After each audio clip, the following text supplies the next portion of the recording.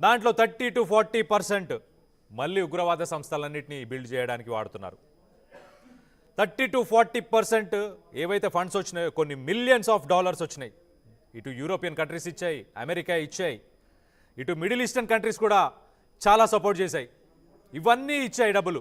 ఆ డబ్బుల్ని తీసుకొని వీళ్ళు అక్కడ పేదవాళ్ళకి ఆ వరదల్లో కొట్టుకుపోయినాయి, ఆస్తి నష్టం ఇవన్నీ జరిగినప్పుడు వాళ్ళకి తిండి గూడు ఇలాంటివన్నీ ప్రొవైడ్ చేయడం మానేసి ఉగ్రవాద సంస్థలకి మాత్రం వాళ్ళకి మాత్రం ఇన్స్టిట్యూషన్స్ని, ఆర్గనైజేషన్స్ని, టెర్రరిస్ట్ క్యాంపుల్ని వీటన్నిటిని కట్టడానికి డబ్బుల్ని కేటాయిస్తుంది.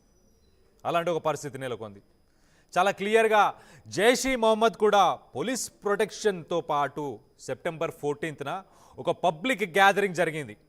మన్సెహ్రా అనే ఒక డిస్ట్రిక్ట్లో చాలా హై లెవెల్ టార్గెట్, అంటే ముఫ్తీ మసూద్ ఇలియాస్ కశ్మీరీ ఆయన చాలా క్లియర్గా ఆయన ఒక రిలీజియస్ పొలిటికల్ యాక్టర్ అని చెప్పాలి. లేకపోతే అలాంటి ఒక యాక్టర్ పాకిస్తాన్లో, అంటే రిలీజియస్గా పొలిటికల్గా చాలామందిని మోటివేట్ చేసి తన స్పీచెస్తోని చాలా అగ్రెసివ్గా మాట్లాడి ఇండియాని నాశనం పట్టించాలి ఏ రకంగా అయినా అని ఒక ఎజెండా, ఒక స్లోగన్ని ముందుకు తీసుకెళ్ళి యువతని ప్రభావితం చేసి యువతని రిక్రూట్ చేసుకునే ప్రయత్నం చేస్తాడు.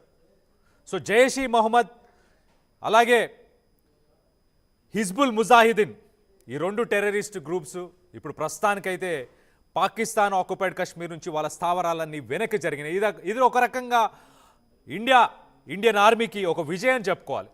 పాకిస్తాన్ ఆక్యుపైడ్ కాశ్మీర్ని వాళ్ళు వెనక్కి పక్కకు జరిగిపోతున్నారు. ఖచ్చితంగా మనం వెనకకి తీసుకోవచ్చు. వెనకకి రాబోయే కొన్ని రోజుల్లోనే మనం తీసుకునే ప్రయత్నం చేయడానికి చాలా క్లియర్గా ఇది ఒక సంకేతం అని చెప్పుకోవచ్చు. మనం తీసుకోవచ్చు అని చెప్పేసి ఇది ఒక కాన్ఫిడెన్స్ అని కూడా చాలా క్లియర్గా అర్థమవుతుంది. మనం ఒక్కసారి సిరీస్ ఆఫ్ ఈవెంట్స్ని కూడా చూసే ప్రయత్నం చేద్దాం.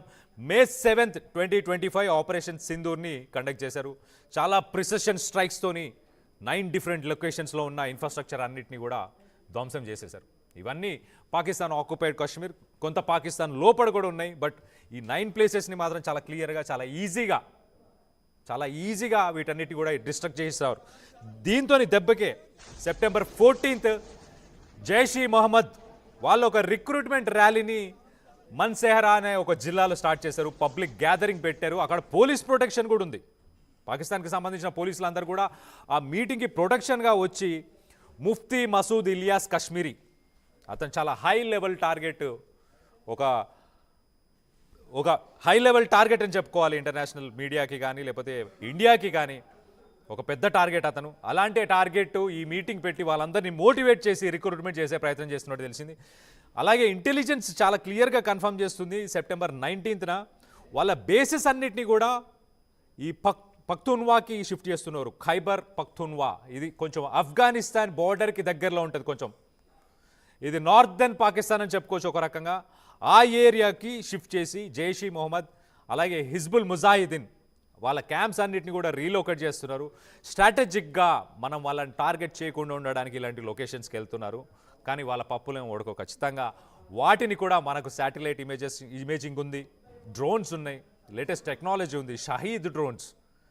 మన ఆపరేషన్ సింధూర్లో షహీద్ డ్రోన్స్ అని ఇజ్రాయెల్కి సంబంధించిన టెక్నాలజీని యూజ్ చేశాం. వాటిని మాస్ ప్రొడక్షన్ చేసే ప్రయత్నం కూడా ఇక్కడ చేస్తున్నాం.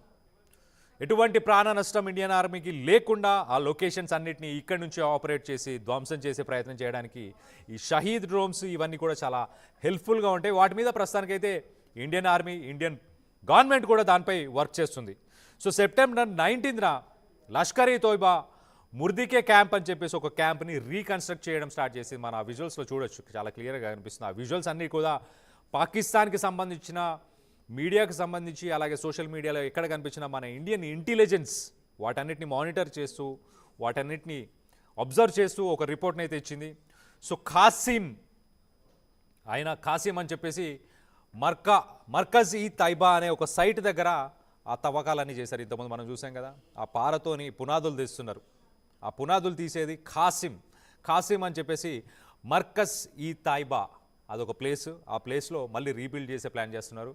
సో మొత్తం మీద అయితే పాకిస్తాన్కి సంబంధించిన జైష్ ఈ మొహమ్మద్ అలాగే హిజ్బుల్ ముజాహిదీన్ ఇవి రెండు ఇండియాని టార్గెట్ చేసుకుంటూ వాళ్ళు ఒక ప్రిసిషన్ స్ట్రైక్ క్యాపబిలిటీ ఇంతకుముందు ఏదైతే మనకు పాకిస్తాన్ ఆక్యుపైడ్ కాశ్మీర్లో చాలా క్లియర్గా వాళ్ళ సైట్స్ అన్ని క్యాంప్స్ అన్ని టెర్రర్ క్యాంప్స్ అన్ని మనకు తెలుసు కాబట్టి మనకు అవన్నీ ఈజీ టార్గెట్స్ అనుకొని వాటిని మనం ధ్వంసం చేస్తే వాళ్ళు భయపడి ఇప్పుడు ఇంకో పక్కకి వెళ్తున్నారు. కానీ వాళ్ళు వెళ్ళే లొకేషన్స్ కూడా ఖచ్చితంగా మనకి ఈజీ టార్గెట్సే.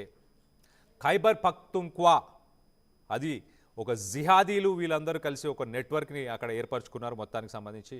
ఆ బార్డర్లో ఏదైతే ప్రాంతం ఉంటుందో అది కొంచెం డిఫికల్ట్ రగ్గడ్ టెరైన్ అని చెప్పుకోవాలి. చాలా రగ్గడ్ ఉంటుంది, చాలా డిఫికల్ట్ టెరైన్ అని చెప్పుకోవాలి.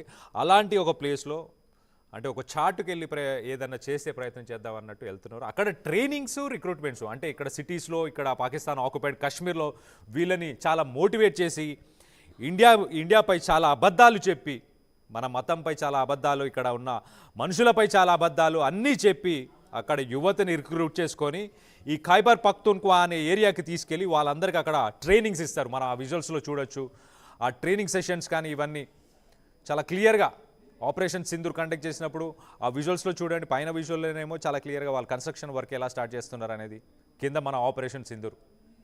ఇవి రెండు చాలా క్లియర్గా చూడొచ్చు. May 7th ఇప్పుడు September 19th 2 ఇంపాక్ట్ మనం చేశాము.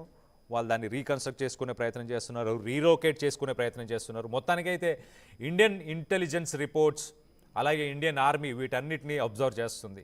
ఎలాంటి మూమెంట్స్ ఉన్నాయి, ఎక్కడ కన్స్ట్రక్షన్స్ స్టార్ట్ అవుతున్నాయి. ఒక పక్కన వరదలు వచ్చి తల్లడిల్లిపోతున్నారు ప్రజలంతా.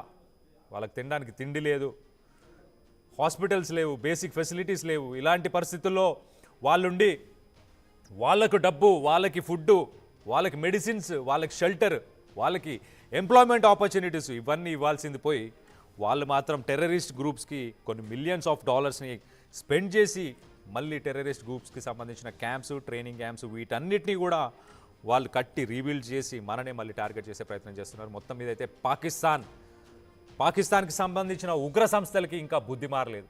వాళ్ళకి మనం ఇచ్చిన సమాధానం ఇంకా సరిపోలేదు.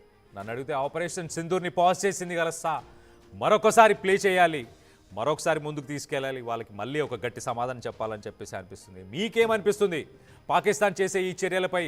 మీరేమనుకుంటున్నారు కింద కమెంట్ రూపంలో తెలియపరచండి.